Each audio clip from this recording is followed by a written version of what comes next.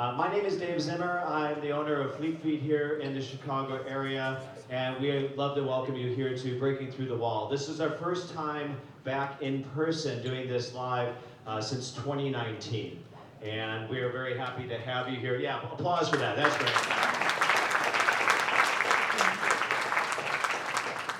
It never really stopped in terms of happening. We actually in 2020, in partnership with our friends at the Chicago Marathon, we actually kind of had a race kind of sort of thing where we went from neighborhood to neighborhood to neighborhood, doing an expo in each neighborhood, creating shirts and creating swag for that neighborhood. And then actually down on marathon morning, we popped up our finish line tent, and all of a sudden people just started running through the finish line tent.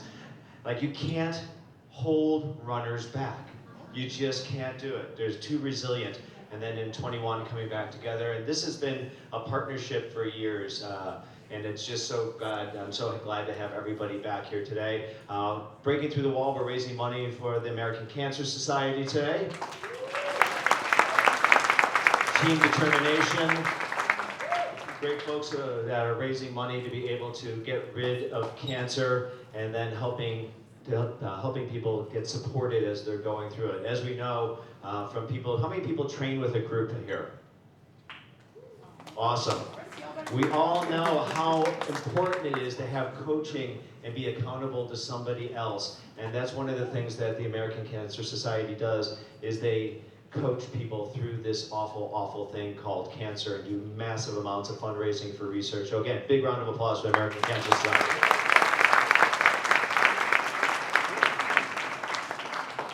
We're going to take you on a journey tonight through the eyes of our athletes and doctor and race executive on stage, talking all things Chicago Marathon. So by a show of hands, who is doing the Chicago Marathon on October 13th?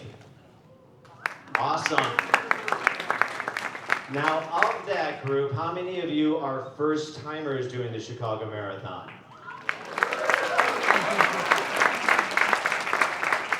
That's outstanding. You didn't do this like on some sort of New Year's Eve drunken bet or anything like that, did you? No? Good. One person pointing at another person saying, there may have been tequila involved. But from now until marathon day, we just want you focused, having fun and being focused, and we're going to talk about that tonight. I'm going to introduce up our panelists right now. So let's first introduce the Executive Race Director of the Bank of America Chicago Marathon, Chicago 13.1, Shamrock Shuffle. He ran at Villanova. He was an amazing runner at Villanova. Oh, hold on. Is this the music that you hear when you're on the start line? How ironic. He ran post-collegiately as well. He was part of a group of 3 athletes out of Indiana at Hammond High who broke 9 minutes for 2 miles in high school. Would you please welcome to the stage Mr. Carey Pinkowski.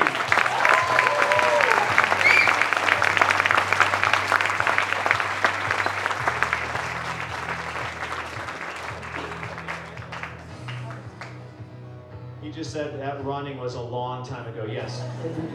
Carey and I are just celebrating our 35th anniversary of knowing each other, 35th birthday. Yeah, something like that. Our next panelist is from Align Modern Health. She's a graduate of the National University of Health Sciences, holds a master's in functional medicine, human nutrition from the University of Western States, bachelor's degree from the great University of Illinois. She's a runner herself. She's lining up with you on the 13th. Dr. Lexi Mikrut.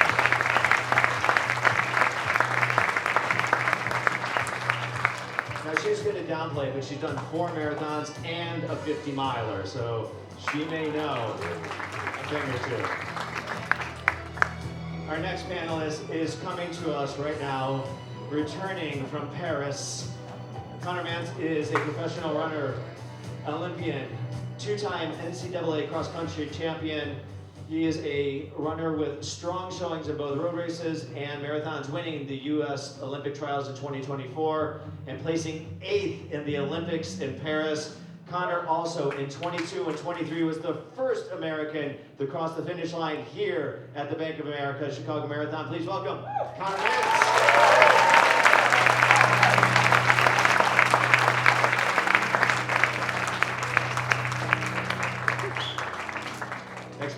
is a professional distance runner with the Hoka Northern Arizona Elite. She is a mom as well. She has 3 children, one that was born within the last year, Sophia, who's going to be around here somewhere tonight. She's achieved not only great road race finish, marathon finishes, she is living in Flagstaff, Arizona, has a coaching business with her husband, Ben. She strives to inspire through her own journey, emphasizing resilience, humor, transparency in all things in life. She's a 3-time national champion, earning her 3rd after the age of 38 years old. Yeah. Truth right there. She's a veteran of the Bank of America Chicago Marathon, finishing 6th in 2019 with her personal best of 2:27. She's the definition of grit. Please welcome Stephanie Bruce.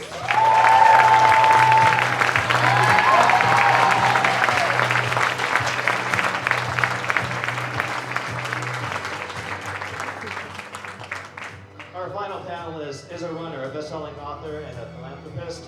He is the first runner in history to win the New York City Marathon, the Boston Marathon, and achieve an Olympic medal. He also has a history with the Chicago Marathon, which was his 2nd marathon, where he says he fell in love with marathoning here in Chicago. Read his autobiography, Run to Overcome. It is inspirational. It tells his journey from Eritrea all the way to San Diego. Meb today is committed to helping others with Run to Win and nurturing the sport for the next generation through the Meb Foundation. Would you please welcome Meb Keflezighi.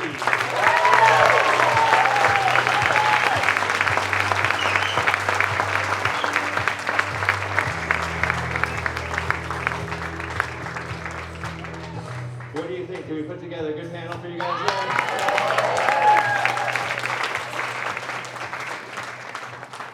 Well, we always like to find out what's happening with the Chicago Marathon. So I'm going to throw the first question to Carey.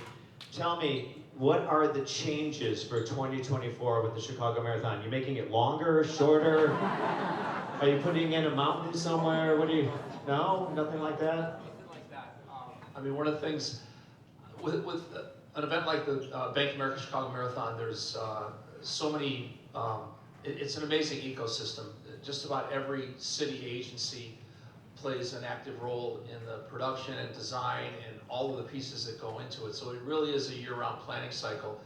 And so we're excited about it. This year we're putting the finishing touch. It's obviously the planning, the meetings, all of those things that go into it with the government agencies, our city partners, all the stakeholders. So we'll have our one more final meeting, and then it becomes live.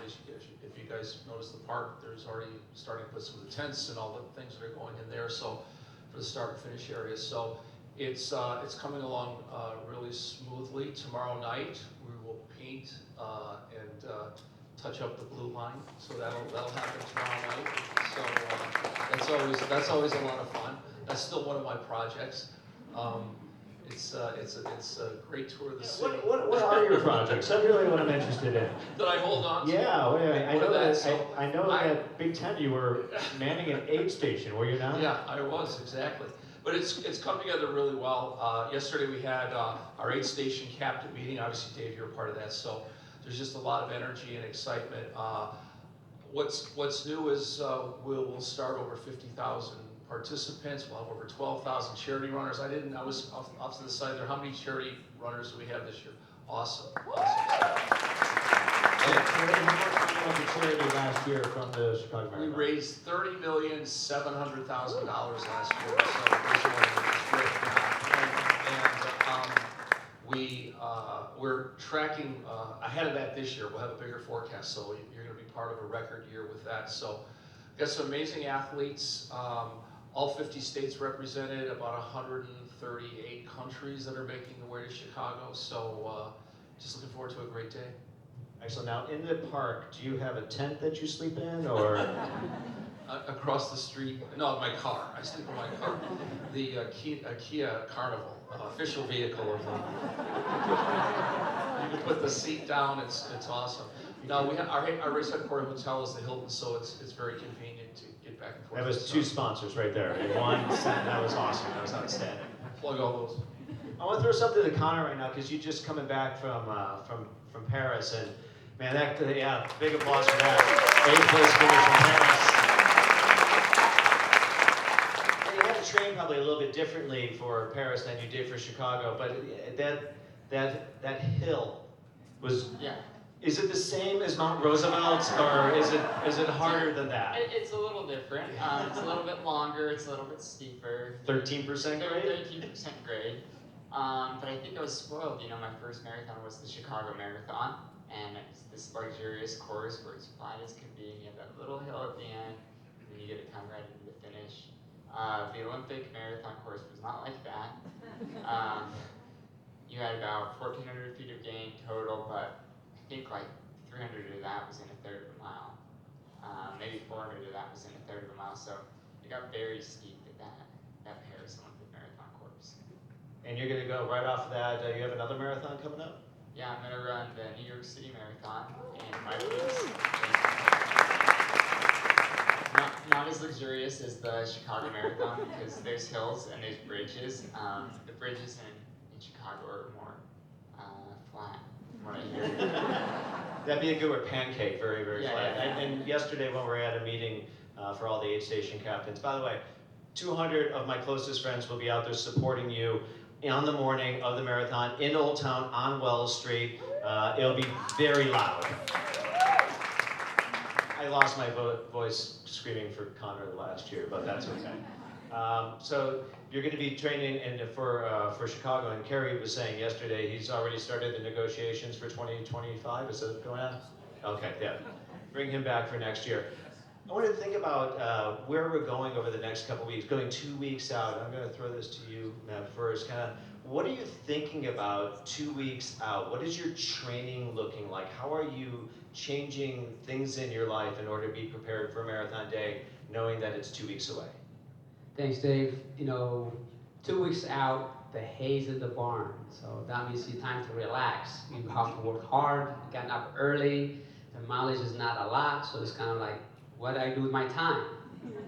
Nervousness and things like that, doubts comes into your mind, but at the same time, you say, hey, believe in your training, believe in your team, and now it's a celebration time.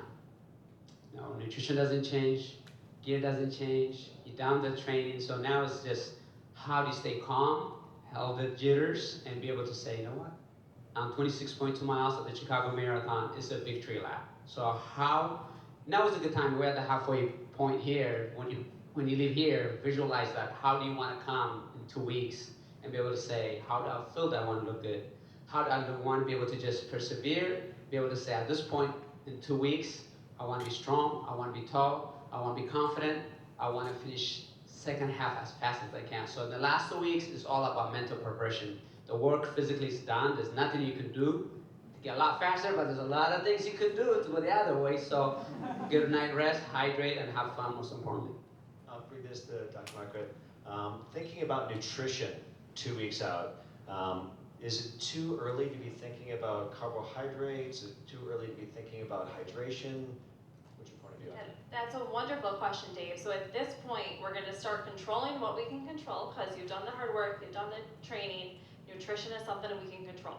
So carbohydrates, absolutely at this point, but also that protein and healthy fats and eating a well-balanced diet full of antioxidants. So don't tunnel vision into one food group at this point. The carbs come into play closer to race day if that's something that feels well with your body. But like anything else in running at this point, we're focusing on what you know feels well for you. So if that means you're staying away from inflammatory foods, maybe less alcohol, maybe less sugar at this point, if you can do anything for 2 weeks. So less processed food, less alcohol, less sugar, lots of produce, good quality meats, good quality grains, and then leading up to race day, about 3 days before is when you can up those carbohydrates, start calming down on fats, maybe a little less fiber depending on your digestive tract, but really honing in on diversity and anti-inflammatory foods. So for people who like to have a glass of wine with dinner, is that still okay to be able to do? Anybody like to have a glass of wine with dinner? It's a million. In the third row, there looks to be about a 7-year-old and just hand went up. So. You know, yeah, and wine is versatile, so arguably has some anti-inflammatory components to it.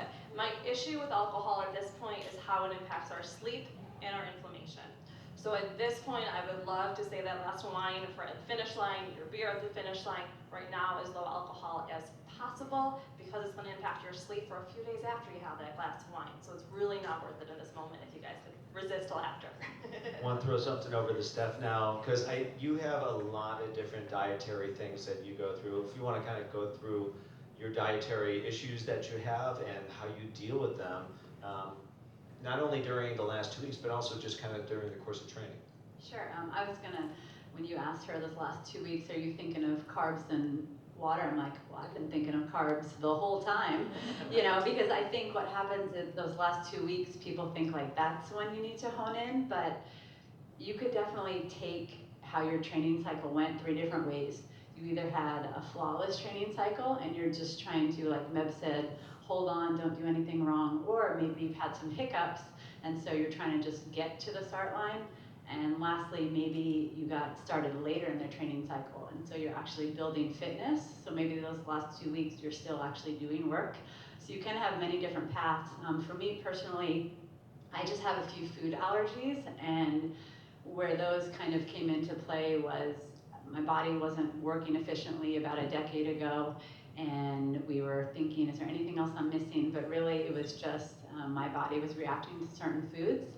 And so when it comes to like what is right for you, there's no one size fits all. There's pasta the night before. I'm allergic to gluten, so my pasta is rice or brown rice pasta or potatoes or sweet potatoes.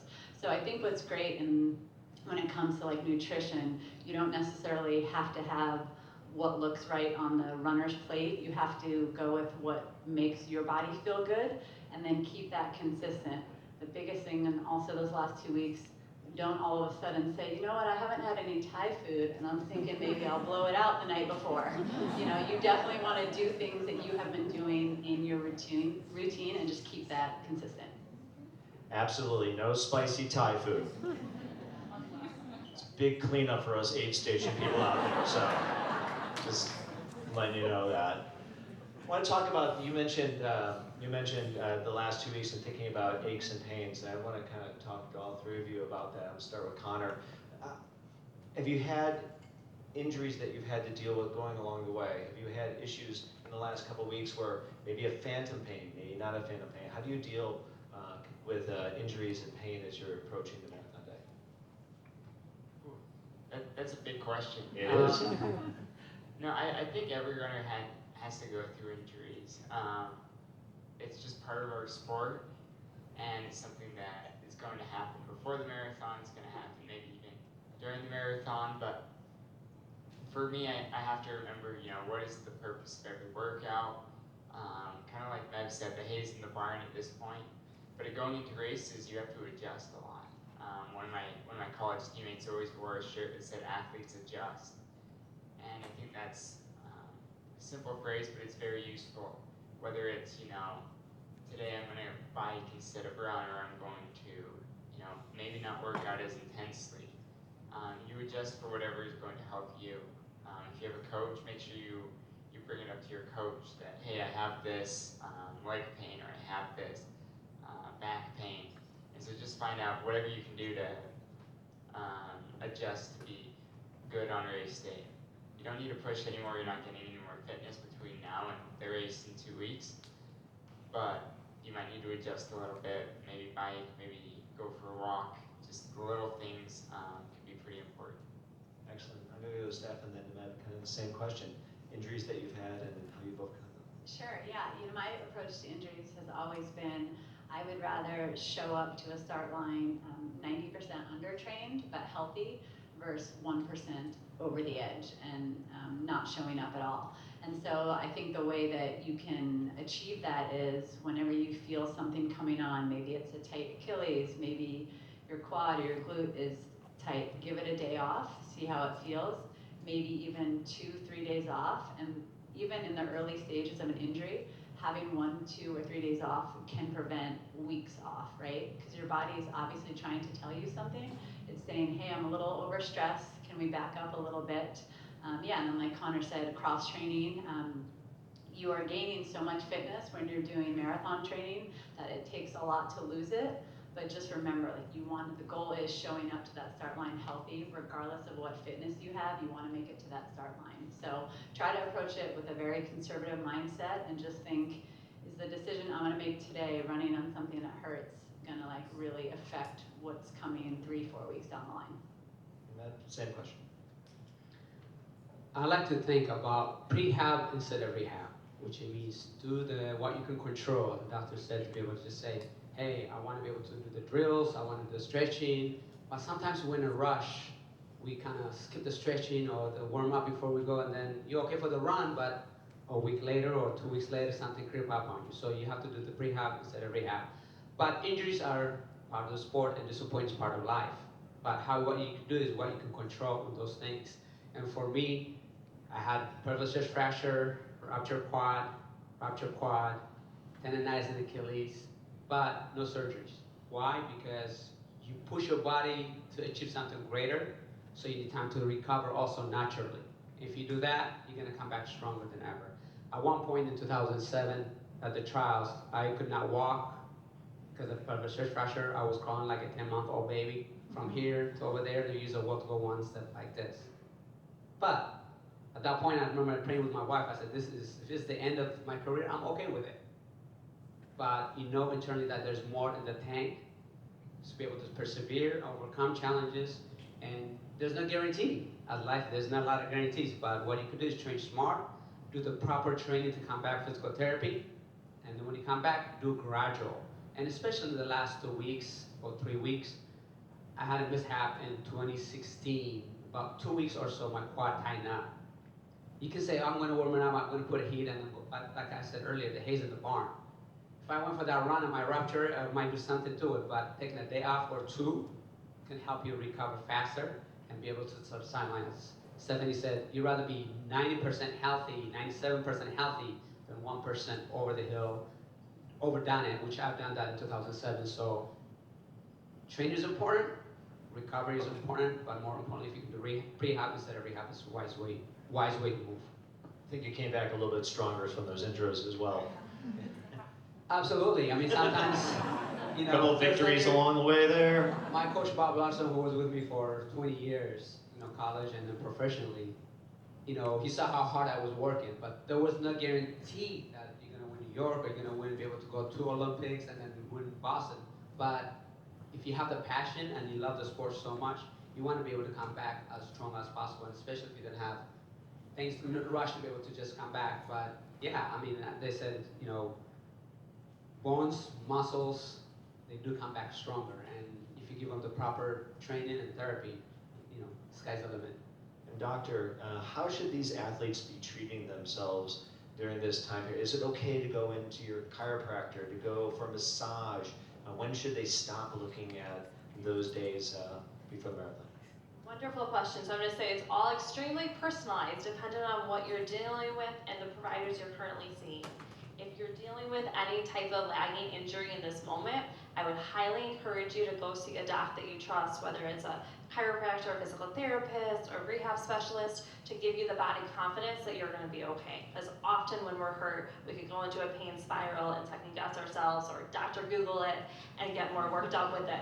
So if you have any injuries in this moment, I would strongly encourage you to go see a doctor to evaluate you. I actually started this training cycle with an injury, and I have ran less this training cycle than I have any other marathon I've done. And it's been wonderful to actually do the prehab and strengthening, and I'm feeling very confident at this point that I did right for my body. So very personalized approach at this point to treatment if you have injuries.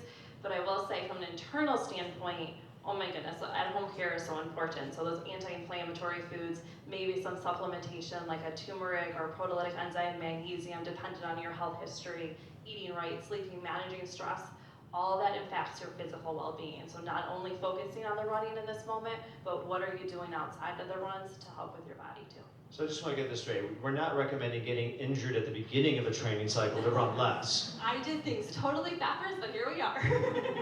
And Carey, I'll throw it to you too. What are the support and resources out on the course for, say, somebody's trying to push through an injury and it just is not their day? What's on the course? Well, you all should have received, if you haven't received, you should get it in the next day or so, is our participant guide.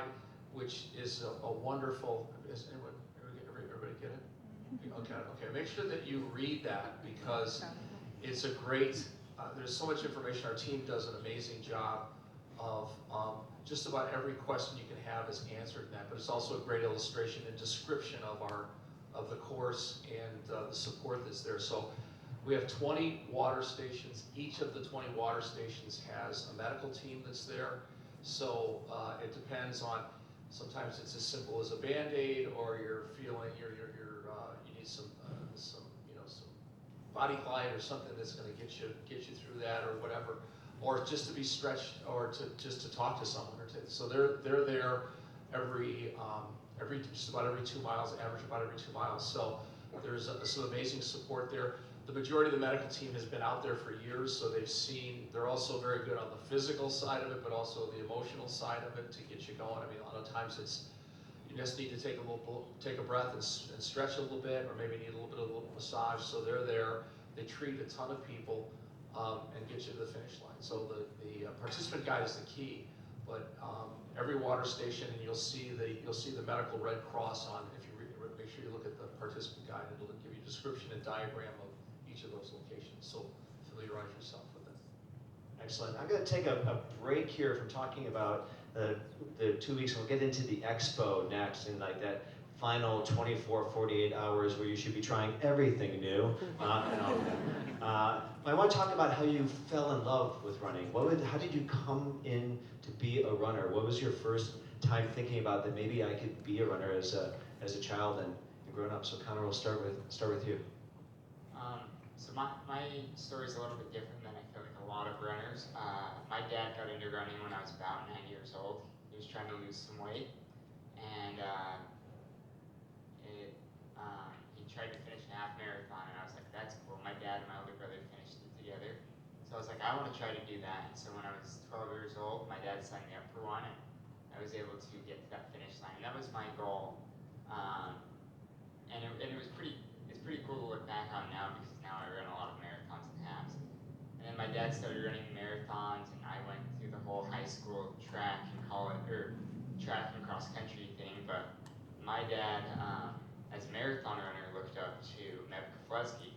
That was his favorite marathon runner. I would have never guessed I'd be on a panel with my dad's favorite athlete. We'll see some Instagram posts later on. And so, for me, it was, I found a lot of joy in it as a kid, just the personal accomplishment of finishing a race. And then the personal accomplishment of getting a little bit faster, and then a little bit faster. I think that's where I fell in love with running, is the training every day, or I guess when I was that age, it was a few times a week, but just being able to go out on a run and run just a little bit faster than I had before, and then I could go out in these races and improve by a few seconds. Excellent. We'll go to Steph next, and then to Beth. I didn't traditionally fall in love with it at first. I was the youngest of 4 kids. I have 3 older brothers, and honestly, I just needed to find a way to beat boys. So in PE in 8th grade, we had the mile shuttle run, and I was just very competitive because I needed to try to keep up with my brothers and my household. And I honestly did not love it. It was very strange how long it took me to fall in love, probably all the way through high school. I didn't understand cross country. I didn't know why people would just run various distances over grass and dirt to get to a finish line. It was not appealing to me. And they just gave you like a popsicle stick at the end that was empty, no popsicles, and that had your place on it. I'm like, okay, this is a very weird sport. And then honestly, I would just say kind of through like a deep personal journey, I had some tragedy in my life when I was younger, and I kind of found my purpose, and running became like a gift to me, and then it has carried me through my life for the last 30 plus years. Well, mine's a long version. I'll try to make it as quick as possible. As David said, Run to Overcome, my autobiography talks about it, but I was born in Eritrea. My dad has to walk over 225 miles from Eritrea to Sudan to save his life because of the war that was going for independence against Ethiopia. That lasted for 31 years. My mom kind of told me, you gotta take this trip, otherwise you're gonna get prison or killed.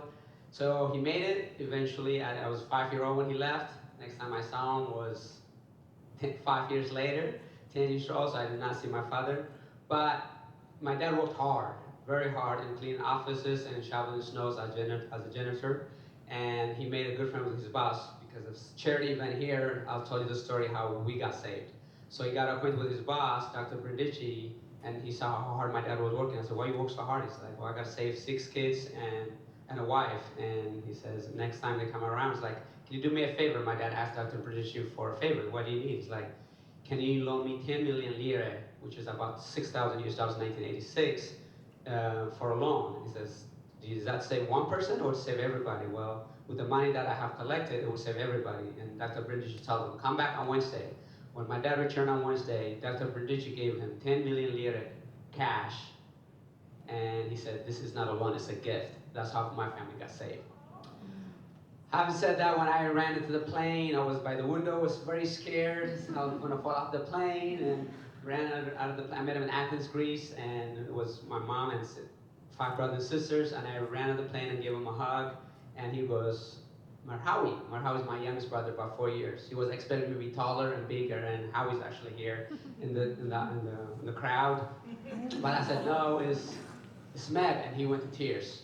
And he said, my mom is like, don't worry about their size and height, just make sure all 6 of them are here, because for her, it was hard for 5 years to have that much, be the father and the mother at the same time. But how we fell in love to run was when we came here in the United States on October 21st, 1987.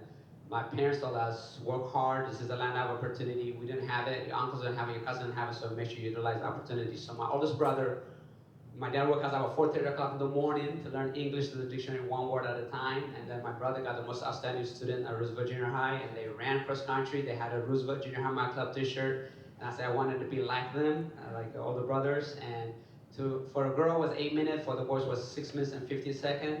Of course, my PE teacher, Coach DeClore, said, if you run hard, you're gonna get A or B. If you mess around, you're gonna get your F. Well, I ran as hard as I could. And to his surprise and everybody else, I ended up running 5:20. First time I ever ran. That was my God-given talent. And ever since, and he said, you're gonna go to the Olympics. But bear in mind, I was an immigrant, didn't speak English. I'm like, he said the Olympics. I'm like, I don't know what the Olympics means. I'm like, hey, are you sure?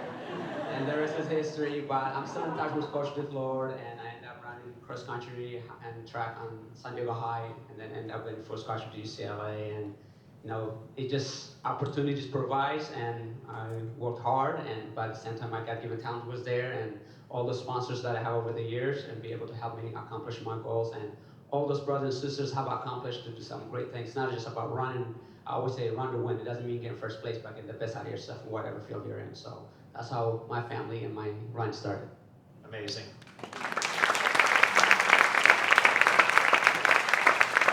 Thank you. Good night. That's amazing, and that's, I think, why Meb was saying, October 13th, victory lap, joy, have fun with it. That's exactly what it is. When you hear his story, tell me, we had a conversation once. We were talking about New York City Marathon, and you weren't quite feeling it. What was going through your mind when you wound up walking that second half? Yeah, that was 2013 New York City Marathon. I wasn't really ready, but I had an injury, soleus tear, and then I came back.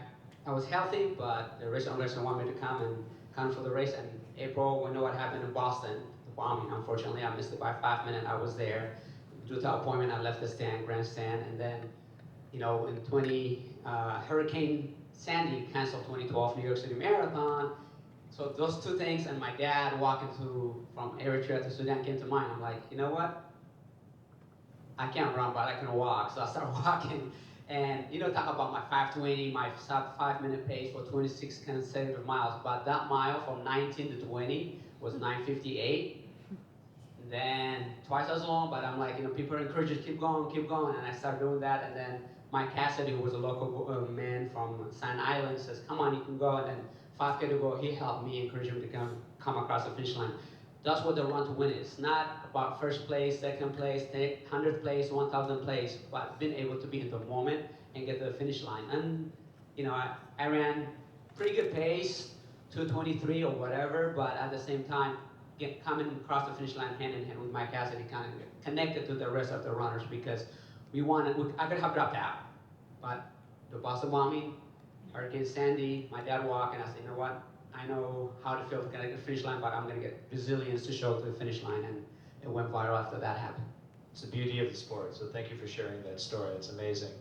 I know your time gets more and more compressed as you get closer and closer to the marathon. Take us through like the 24, 48 hours, expos happening, you're getting press requests. I know you guys are not going to get press requests, I understand. But you have family requests. You have kids that are saying, Mom, I still need to be able to go to soccer practice on a Friday night. So we all have our own stuff. How do you deal with the stuff that's in your world 24, 48 hours before the marathon? And I'll throw one thing, how important is sleep during that time? Yeah, I'd say first, the best way I could describe what you should do is you should, plan out a lot of things. Plan out your whole day, the day before, 2 days before, but then also be flexible. If you've read something, like if your son comes up to you and says, Mom, I have soccer practice, or Dad, I have soccer practice, I need to be there. Be flexible with your time. Be willing to adjust. But as far as, you always should have a plan though. You want to make sure you're intentional about everything you're doing heading to that race. You want to know, okay, at this point I'm going to be tying my shoes, and at this point I'm going to be doing my little bit of warm-up, and at this point I'm going to be taking my last gel. And if you have a timed schedule, it's going to be really easy to just go through things and not overthink anything. As far as sleep goes, I think sleep is important, for the whole 14 weeks leading up to it, but as you get closer to race day, those last few nights, you really want to make sure you're intentional about getting the right amount of sleep.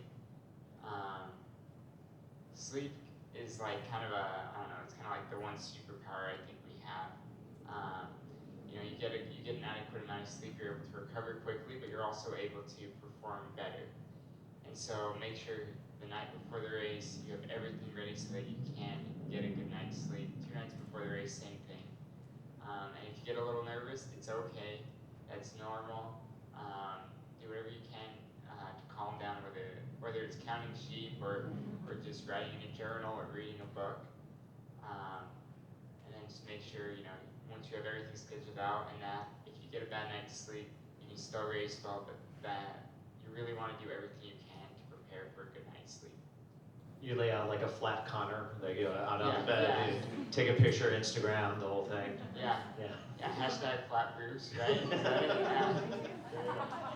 Speaking of that, we'll go to Stephanie. I'd like to think my husband started that. No, I'm lucky I get to live out both of those worlds because I'm a pro runner and a mom at the same time, and so I have to figure out what my 48 hours looks like with, let's say, press conferences or media, but I also have my children not saying soccer practice because they're in a different city, but they're probably saying, Mom, I'm hungry, I need to do this. So we try to do a lot of pre-planning, and so that what that means is like anticipating something's gonna come up or something's gonna take more time than it should.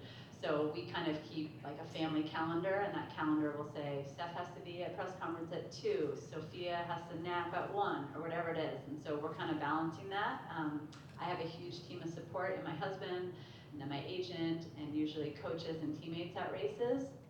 But I think what's really important, sort of like all the overlapping themes we've been talking about, the mental preparation is really what's happening in those 48 hours. You're probably doing a lot of doubting of things that happen in your training cycle. You're like, did I do enough? Did I do too much? Am I ready? Am I not ready?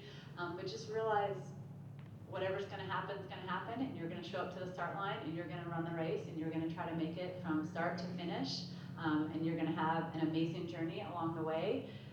One of my favorite quotes, I think it's Catherine Switzer, she says, if you're losing faith in humanity, go out and watch a marathon. And I think that's just something to really hold true to.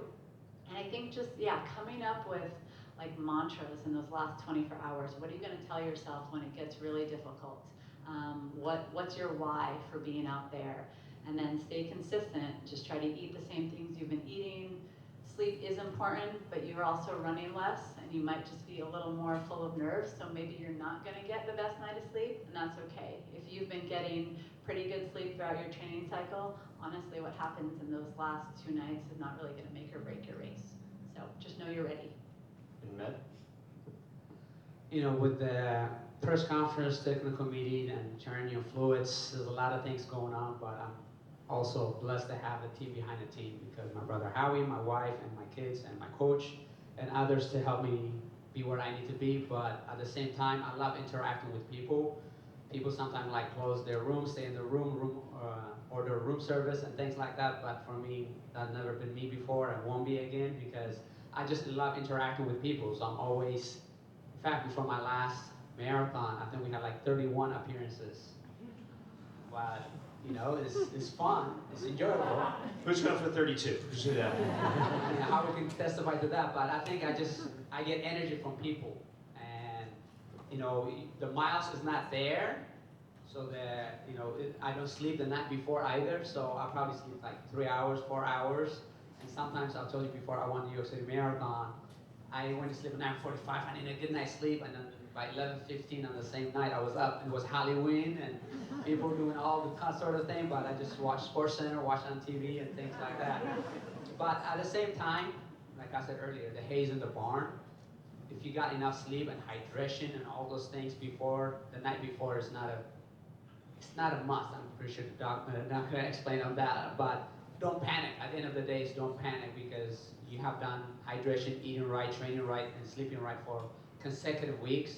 If you get a great night sleep, it's a plus, but if not, you're gonna be fine. So just like now with nutrition, you should be thinking about sleep 2 weeks out, trying to get as much sleep as possible.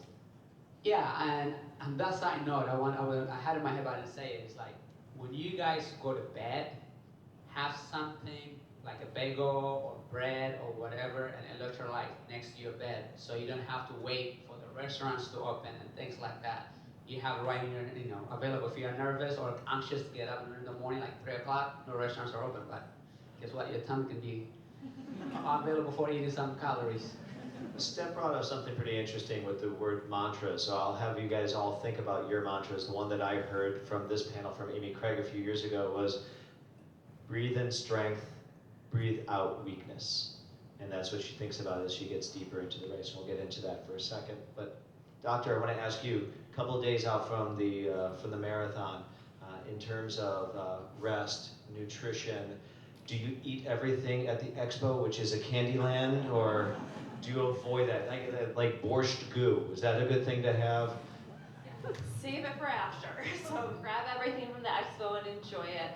But one thing that I would challenge you all is to think ahead of what you're going to eat expo day, because it's so easy to get wrapped up in the excitement, especially anyone who lives out of town. Like I personally live in the suburbs, so I'll be in a hotel all weekend, and I know that I need to bring my food with me, so I'm not stranded without. So all day Saturday, what are you eating for breakfast, lunch, snacks? Try to have something every 2 to 3 hours as the objective of that day.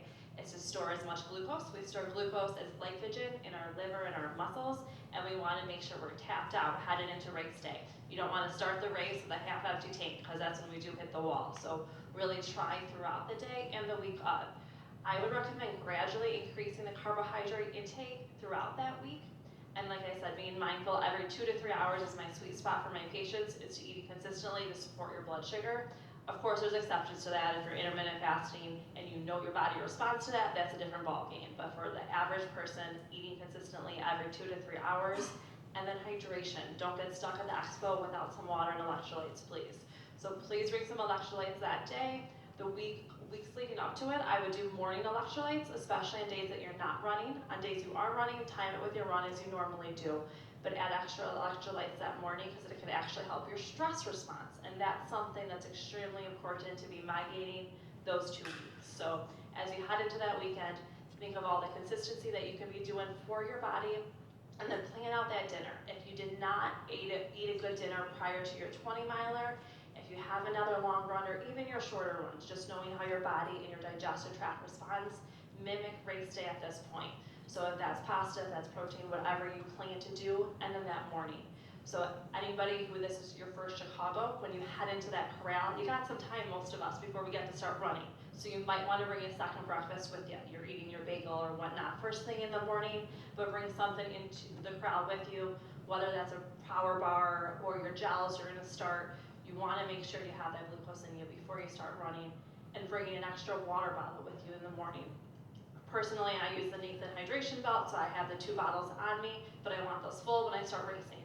So I'm gonna bring a plastic throwaway bottle to drink in the corral, so you're hydrated too. So just be mindful of the planning. If you plan, you'll succeed. Just take time, write it down, and know what your objectives are. We have one question, which what's the proper amount of sodium, potassium, magnesium, etc. electrolytes as you're going into the day or into a bottle itself?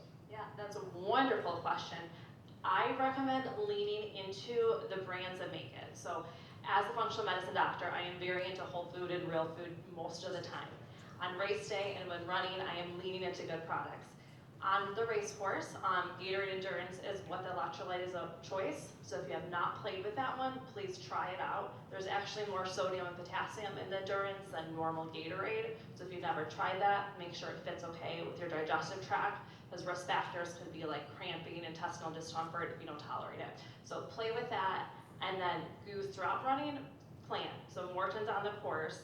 About every 30 minutes for most of us is a good rule of thumb, because that's about 20, 25 grams of carbohydrates. But again, play with your digestive tract. It's never a one size fits all. If you're not into Morton's, bring something, and even if you love Morton's, I would carry something, because if anyone who has ran Chicago knows, aid stations get busy, and if you can't grab what you need and you want to keep going, if you have something on you, it's a lot easier to think about. So making sure that you practice ahead of time, which you could be doing race day, not trying to do anything new. Make sure you kind of seek out the electrolytes and nutrition that you need, and if you don't seek them out, make sure you have them on you. Exactly. Excellent. And this year, one of the things that Carey and I did just talk about, there actually will be water bottle refill stations on the course this year. So applause from you. And it'd be a big red sign that says bottle refill station. So you'll be able to see those as you go through a number of the aid stations along the way. But let's talk about what's happening in your mind as the race is just about to start, whether it be Paris, or Chicago, New York, Boston. What are you thinking about? We talked a little bit about those mantras, but what's running through your mind just before you hear the horn going off morning of the race? So, Meb and Stephanie both brought this up, but a lot of it is, in my mind, goes down to the team that helped me get there, and a lot of gratitude. I think right before the race was probably the one time I look back the most on my training, but also on those who helped me. I think about my parents. I listen to some soft music. I think about my siblings. I think about my wife and all that she's done for me in supporting this dream of mine. And I think about my coaches, my nutritionists, my physical therapist, my athletic trainer. I mean, I can go on and on and on about all the great people who've really supported me through this and throughout my life. But heading into the marathon and even during the race, I think I like to look back a lot because it motivates me. I don't know if gratitude motivates everyone else, but that's something I like to think about before the race. Whatever calms me down, and then whatever motivates me. It's the first time I've heard soft music before, ever. So that's amazing. You have 2 hours to listen to like heavy music, or 3 hours or 4. You can listen to soft music beforehand. Your adrenaline will be going for the rest of the race. As you're coming through aid station 8, mile 11 and a half, there will be no soft music, just letting you know. Steph? I love that he said that, because in my head I was like, ooh, I listen to music that like makes you want to run through a brick wall. It's the name of the whole. Right. Oh yeah, good. Pun intended.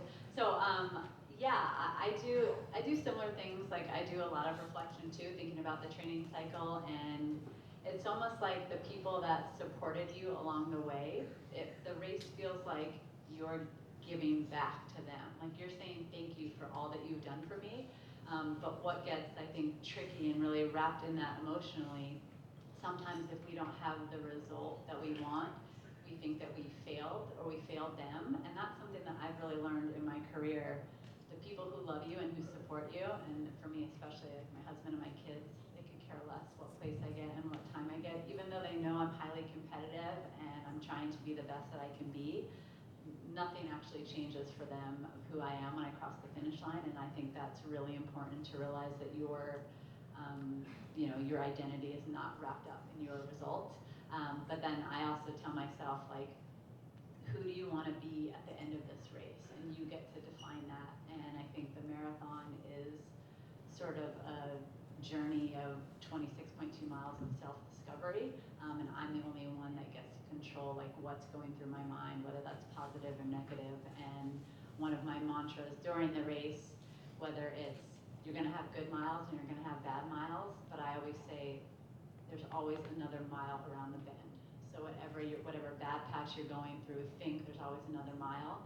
And why that's important is because sometimes when you're having good miles, you can take advantage and think, oh, I'll just keep this up or run faster, but maybe a bad mile is coming around the bend. And so each step is just like, there's one more mile around the bend, and see what you have left.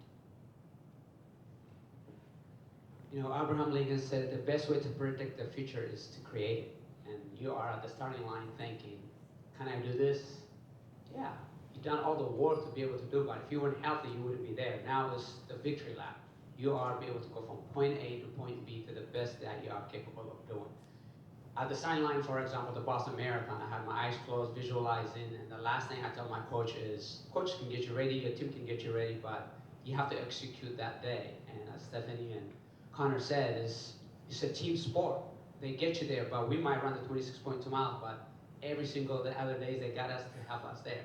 So when I tell coach, don't worry, you're not gonna see me to the last 5K of the race. But the emotion gets the best of you. I remember at 5 miles into the run, my goal is to win top 3 or run a personal best. And then when they're trying to slow down the race, I'm gonna go. And he probably think, what is he doing? But in life, you gotta take a risk. And with the emotion of riding on the streets, Boston Strong, or the people just holding posters, you wanna be able to just get that energy. And for me to make that move was risky, but it was such a rewarding because having the victim's name on your bid, what's your motivation? You know at least one person or 2 people that they can't do the things you are capable of doing immediately. But how are you going to honor them to be able to say, I'm going to push at 18 miles, 17 miles, 21 miles, and when you heard it, it's like, you know what? Think about that person. I am at mile 21 at the Chicago Marathon. I'm about 4 miles away, 5 miles away. How can I push to honor them? If you do that, the pain is going to go away. You're going to think something the next mile, and then that way, come across the finish line, you're going to be having the big smile because it might be the first time, might be the 3rd time, might be the 10th time, but each one of them is different, and you have created that future for you because you made a positive decision. I'm going to start this, and whoever introduced you to the sport, be grateful because it helps us the best version of ourselves, and that's what running is. Steph, it looked like that was pulling out a little bit of emotion for you there, what Meb was saying. Oh, just allergies. So Meb is not eloquent, it's just the allergies of Chicago. Excellent. Excellent. We'll get you some Sudafed in just a little bit, we'll be all good. Connor, you said something really interesting when we were at the aid station meeting. You talked about visualizing shorter distances when in the middle of a race. Yeah, the marathon is super long, and it seems very daunting. You know, you're like, oh, this is you run that first mile, and you're like, all right, 25.2 left. And so you really don't want to think about the whole race in one go. But if you break it up into little sections, especially as it gets difficult, you can say, hey, run to the edge of that building, run to that tree, run to that aid station, and then just get through until that next aid station or the next mile marker. Those are great ways for me to break it up, and I think for anyone to break it up because 26.2 miles is a really long way. I don't like driving that far. And so like going throughout Chicago, you really want to find a way to break it up. And if you're feeling really good, if it's going to be a great day, it's easier to break it up into 5K sections. If it's a rough day out there, then break it up as short as you need it to be, whether that's, hey, I'm going to do 10 steps. And then maybe I'll think about walking for a bit. Like these little ways of breaking it up just make the marathon a lot more enjoyable. Absolutely. Let's cross the finish line now. everybody's had a victory, everybody's had their own personal victory crossing the finish line. Go to you, Doctor. What should people be consuming post-marathon to help with the healing of the body? So important, because as a marathoner, hopefully you're thinking what's next. Hopefully the great race, and you want to get to that next race, and that starts the moment you cross that finish line for recovery's sake. So try to, in the first 30 minutes, get some protein in you. Now, again, anyone who's read Chicago knows that finish line's a little bit busy, and it might be hard to get that into. So if you could plan ahead, have a significant other, family member, friend, somebody have some protein on them, so you could eat that and enjoy the rest of your afternoon. Hydration. Aim for at least half your body weight in the first 2 hours. So if you weigh about 150 pounds, aim for that 75. Math's hard right now.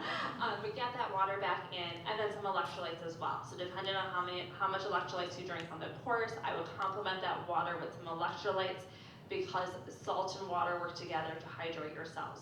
So if you just do the water, you could actually deplete sodium too much, and that can cause you to feel not great either.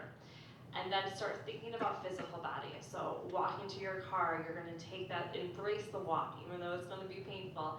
Get some stretching in. That night, you could do some foam rolling, maybe do something anti-inflammatory like a magnesium lotion for your muscles, or an Epsom salt bath to get things to really calm down.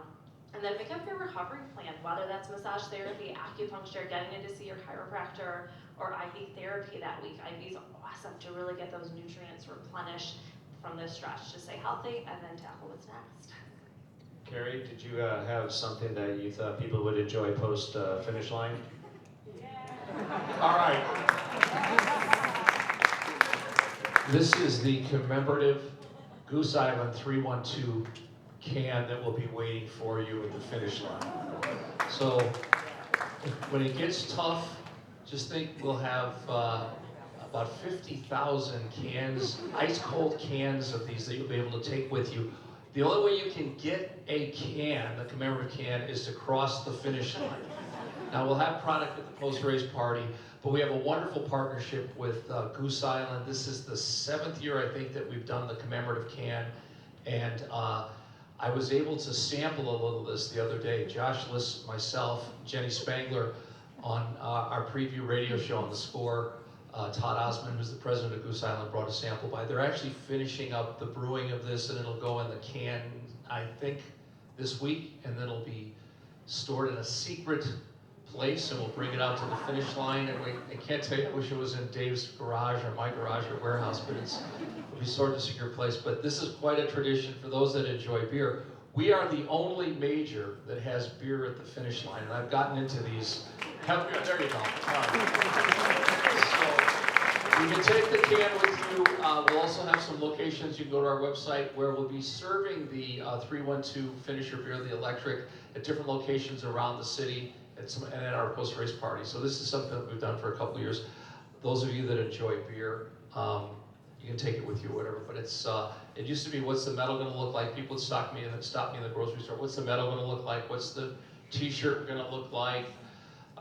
Who's running this year? Now it's like, what's the can gonna look like? What's the beer can gonna look like? So we've added another tradition, so they've been a wonderful sponsor. So the Germans in Berlin do not have beer at the finish line? That's correct. Can you Okay. believe that? But here in Chicago, we have our beer, all right? As long as I'm sitting in this chair, the race director, we'll have that beer. You have my word. This is going to be a little bit of a two-parter. Treats that you have after the marathon. Okay, into the crowd. Thick or thin? Thick? Then, there we go. Divided city, clearly. What are your treats post-marathon? And we'll start with you, Meb. Well, I have a sweet tooth, so a lot of sweets, and first is to have protein right away, electrolytes, but you always want to celebrate because you have made so much sacrifice. I say, I can't have this, I can't have that, but now, guess what? All rules are loose. Whether it's a glass of wine or beer or whatnot, you just enjoy yourself. And for me, deep the pizza is for me, so. Yeah. So. Deep dish. Steph. We all know who's running this year. former American record holder, she said the other day that what's ever the closest to her, so it could be hamburger, sushi, Italian, steak, whatever is the closest to the proximity of the finish line, that's where she goes. So no preference. I loved your advice, and I would say everyone follow what she said medically and all that nutritionally. I'm just going to keep it real and tell you what we actually do, or a couple pros. Basically, essentially, I've run so hard, like usually I'm in the fetal position on my hotel bed later on, and I might get in the bath for like an Epsom salt bath, and then the hydration part, I've usually drank 25% of my body weight in wine by that point, and then had a burger and fries, and then instead of like seeing a chiropractor later, I'm probably at our post-race dance party, shredding my quads even more. So and then the recovery, like Meb said, will start a few days after the race. That's resiliency and transparency right there. So.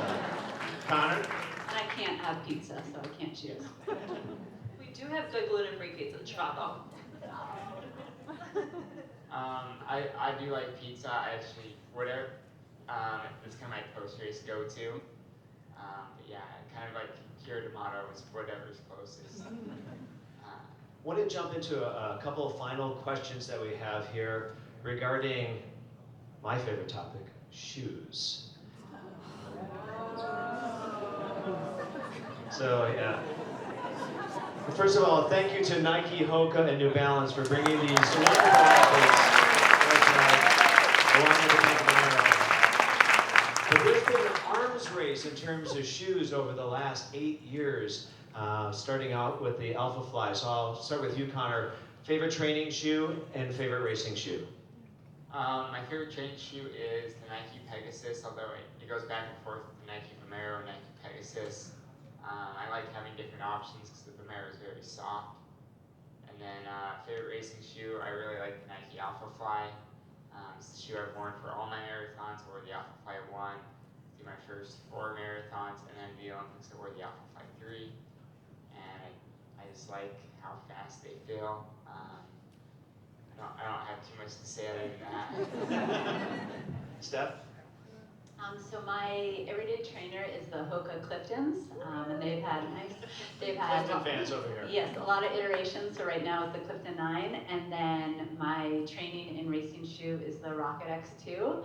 And pretty cool story. I was fortunate to be the first Hoka athlete to race in the shoe when they came out in 2022. I got to run the Boston Marathon. So basically, all the hopes and the dreams of the brand were on my feet in that day. So there's no pressure at all. But yeah, it was really special, and I'm partial, but I think they're one of the best racing shoes around. Well, you guys know my stories over the years. I am so delighted to be with New Balance. How many New Balance people here? Raise your hand.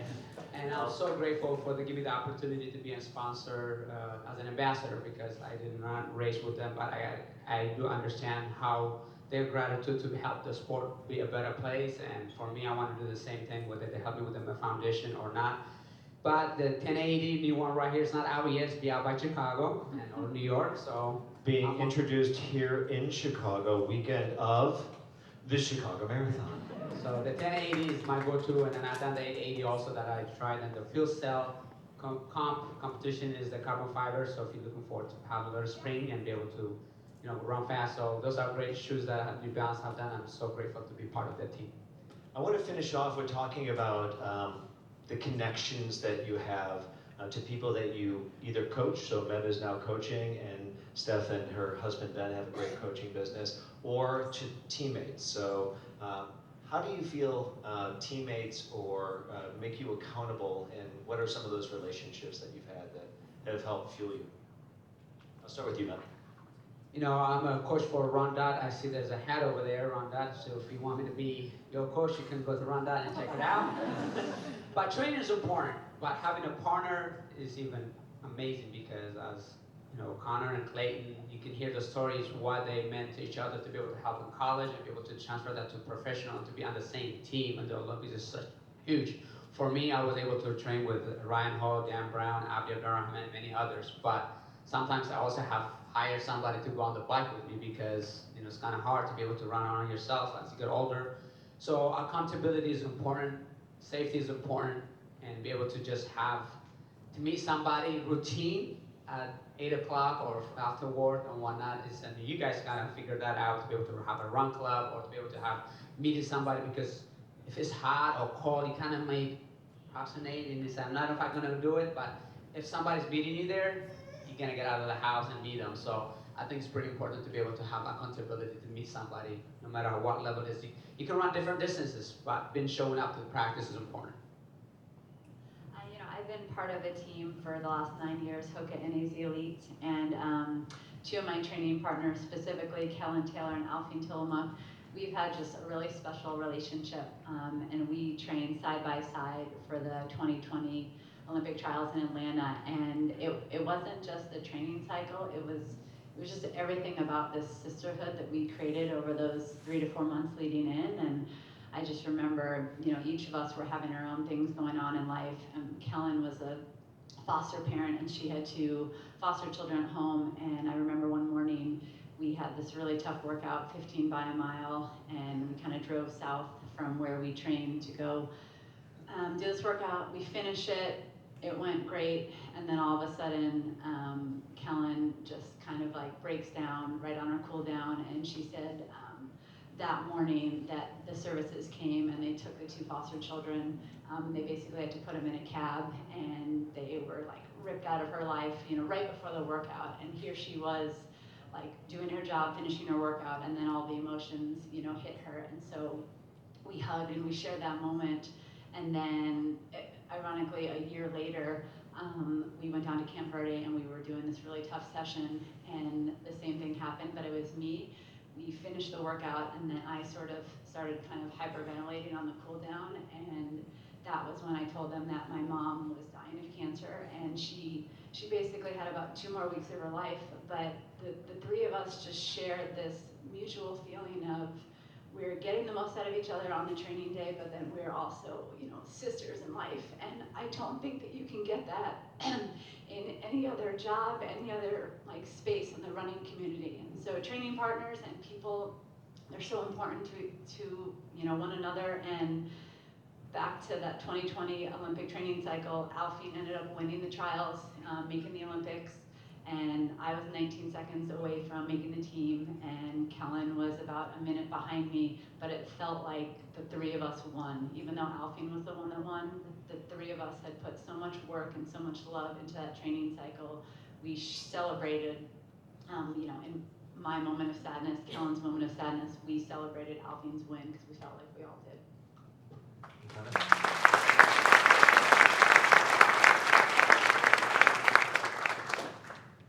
I don't even know if I want to follow that up. I'm happy to end it there. That's fine, but the relationship between you and Clayton is pretty amazing. Training together, racing together. The finish line, I was here in Chicago watching it at the F3 half marathon. It was on all the screens, and the way that you guys came through that last half mile together was pretty amazing. Yeah, so thank you. Clayton and I have trained together since 2017. I returned from serving LDS mission, and I went to BYU, and he was one of the team captains. He was a junior that year, and I was a freshman who was a little overweight and originally couldn't run more than 3 miles, but eventually I got up to that point where I could run more. And we trained together, and his senior year, we were pretty comparable. And then he went off and was a pro athlete for a while, and then I was still in college. And we kept training together, even though he was professional. We were still both coached by 2-time Olympian Ed Eyestone, who competed here in Chicago. He had 3 top 5 finishes here, so he really loves the Chicago Marathon.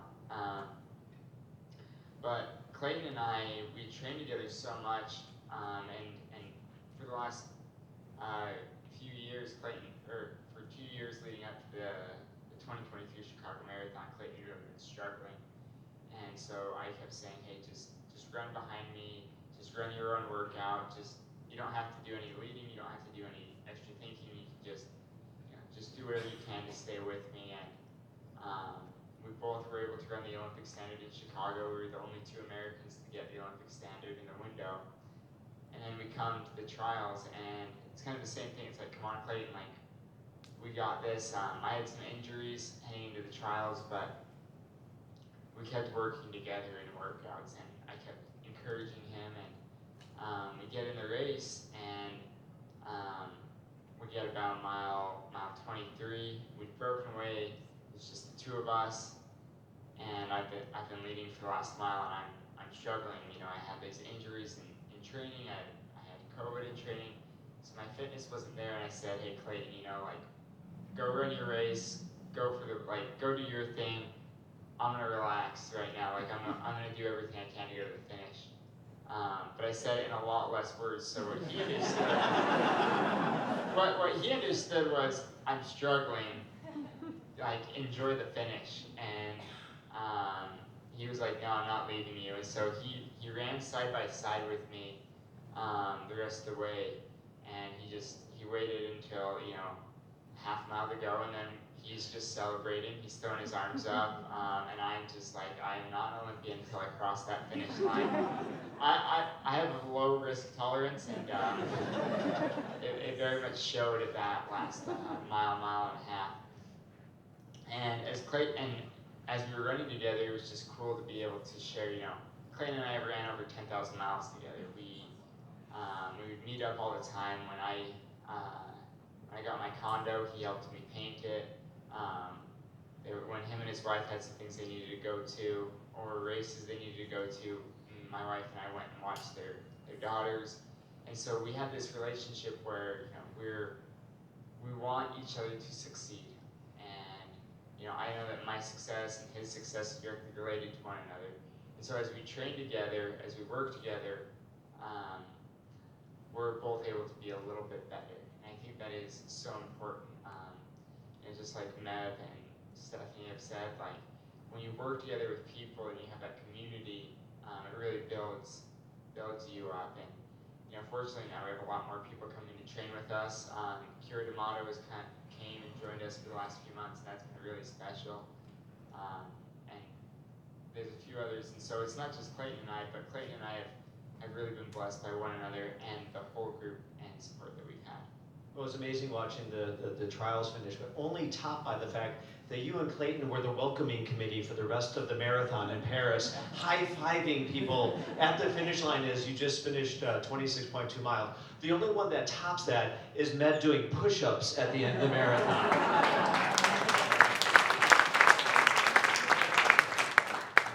I'm going to throw one final question to Carey as we finish up this. As we see Connor on stage, the future of American running was great. Meb being the first American to win Boston in 40 years was a pretty amazing. What is you're the purveyor of amazing talent coming to the Chicago Marathon, and I had a world record last year in a few different places, course records. Unfortunately, we lost Calvin Kiptum, but you've found a lot of talent. What does the American distance running look like to you?